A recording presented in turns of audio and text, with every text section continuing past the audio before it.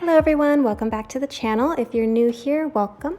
My name's Kristen. I'm a flight attendant, traveler, and lover of languages. If you've been following the travel world closely as I have, you have probably heard that Japan is finally reopening after 2 years of being closed down. Independent travelers can finally go to Japan without a visa starting on October 11th. I know I'm not the only person who is so excited about this. I have already started planning my trip, and I think if you want to go to Japan, you should too. Right now, since Japan has been closed for 2 years, the economic situation is not so great for Japan. The tourism industry has obviously taken a huge hit. So this is of course very unfortunate, but I do think that it can bounce back. However, if you act quickly and plan your trip sooner than later, you will get to take advantage of this. Right now, the value of the yen is at an all-time low, which means that foreign currency is going to be very strong there. So for foreigners traveling into Japan, it's going to be a very cheap destination. And for a few months after they first reopen, I imagine there's going to be a lot less crowds, so you'll be able to see a lot of the really tourist things without as much of the hustle and bustle that there usually is. Now, I already have been to Japan, I think 5 times now, so this next time will be my 6th time, but I've learned a lot from those 5 times that I've been to Japan, and some of those were really long stays, up to 3 months. So I would like to impart to you my best travel tips for Japan. First of all, where you're going to stay is going to make a big difference on what you can experience and the kind of people you're going to meet. For shorter stays, there are really lovely hostels in Japan, often very cheap, and especially now with the yen being how it is, it's going to be especially cheap. I've stayed in hostels in Osaka, Kyoto, and Kobe, and all of them were fantastic. Let's see. My favorite part about hostels is that you get the opportunity to meet a lot of travelers, and usually they're going to be wonderful, friendly people. One time in the Kyoto hostel, me and a couple of girlfriends were there, and we met a few guys from Australia. We decided to all go out in the middle of the night to one of those really cheap Japanese restaurants that's like the McDonald's of Japanese food, and they're open really late. So we went in the middle of the night to go get this food, and then they made us try natto, which was the first time any of us had tried natto, and unfortunately it was like super low quality natto, so we all hated it. Unfortunate, because now I love natto. But that was a really interesting experience. And another time in a hostel in Osaka, I was alone, but I was the only foreigner in the entire hostel. Actually, I should say I was the only non-Asian foreigner. So everyone in the hostel decided that they wanted to be my friend, and took turns taking me out, and one of the people that worked at the hostel was like, oh, you can come just stay at my house next time you come in town.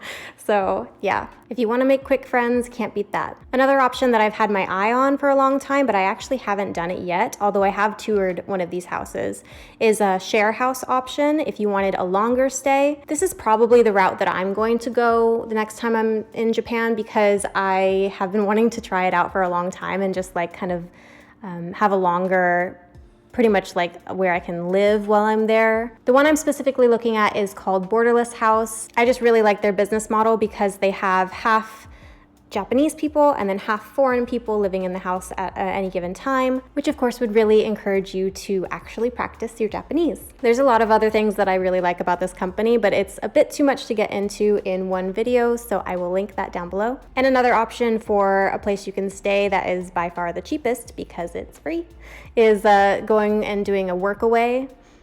I've done, how many have I done? 3 in Japan and 1 in Mexico. And they're always very different experiences. I've had a really bad experience and I've had an amazing experience. But if you're going to go the Workaway route, just remember that you do actually have to work for your stay, and it is better for longer stays because of that. But it is another amazing way to meet new people, especially people that have the same interests as you, and also the local community that you're working in.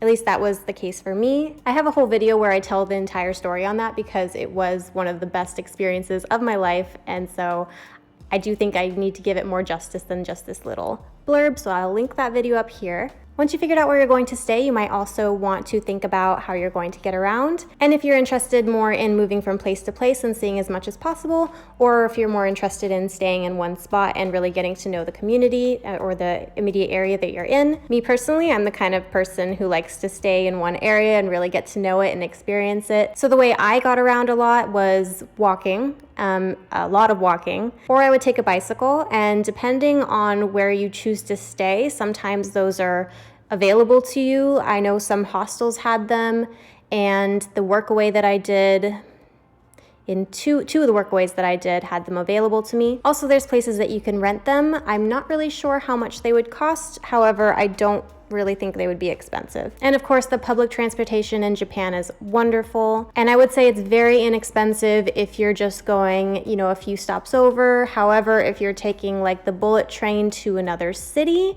then it can be a bit pricey. I have done that before, out of desperation once. And that was expensive. It was like a few $100s. So if you are planning on going to other cities and wandering around the entire country, I would really recommend getting a Japan Rail Pass. You do have to get those ahead of time online, and then it ships to your house before you go on your trip. And it's basically just a prepaid pass where you can just scan it and go on the train. And I believe it doesn't cover like the super speediest train, but it covers pretty much all the other ones. And you can get just about anywhere with it, especially all the big cities and big touristic places. I never did buy a rail pass because I, again, was that kind of person that would just walk around or bike around in the immediate area. But sometimes I was like staying with other people and they were like, oh, I'm just gonna go over to this other city this weekend. And I was like, oh, that's cool. I can't afford that. But they had the rail pass, so they could just go. And they took advantage of it, and that was really nice for them. So yeah, sometimes I think it would be nice to get one. I think maybe I will next time, but we'll see. If you're gonna use it frequently, I think you definitely should. If you're gonna use it infrequently and just do day trips or weekend trips every once in a while to a different city, I think then it's probably more cost effective to just pay the price rather than getting the unlimited rail pass. For food and for dining out and things like that, I super recommend learning at least a few words in Japanese of what you like to order. Or if you have any specific dietary needs, I think that's pretty important because not everywhere, especially if you go out of Tokyo, not everywhere is going to have a person who speaks English. Also remember, tipping is not a thing in Japan, so don't do that. Don't even try. But I think the best thing you can do for yourself when it comes to food is to meet Japanese people, meet local people that are living in that area, and ask them. Because the best restaurants that I've been to in Japan, those were all places that someone took me to. There was even one place someone took me where I was apparently the first white girl to have ever been there. And it's not super hard to meet people in Japan because you kind of stick out as a foreigner, but the best ways that I've met people were on the plane ride over.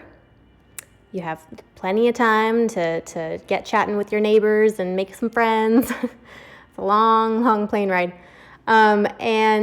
Or there's, apps you can go on. I know some people use like dating apps and stuff, but I personally have used language exchange apps like HelloTalk, and I've met up with people who just wanted to, get coffee and exchange languages.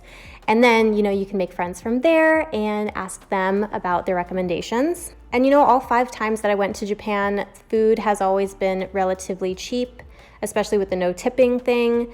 And I think now it's probably even more so because of the economic situation. So do yourself a favor, take these tips and go plan your trip. Even though I've been to Japan 5 times now, I've actually never been to Tokyo, so that's where I'm going next, and I'm super excited. If you have any other specific questions, definitely leave those in the comments below and I'll do my best to answer them. Don't forget to like and subscribe. It really does help me out, and especially if you want to see some Japan travel content, because that's going to be coming up soon.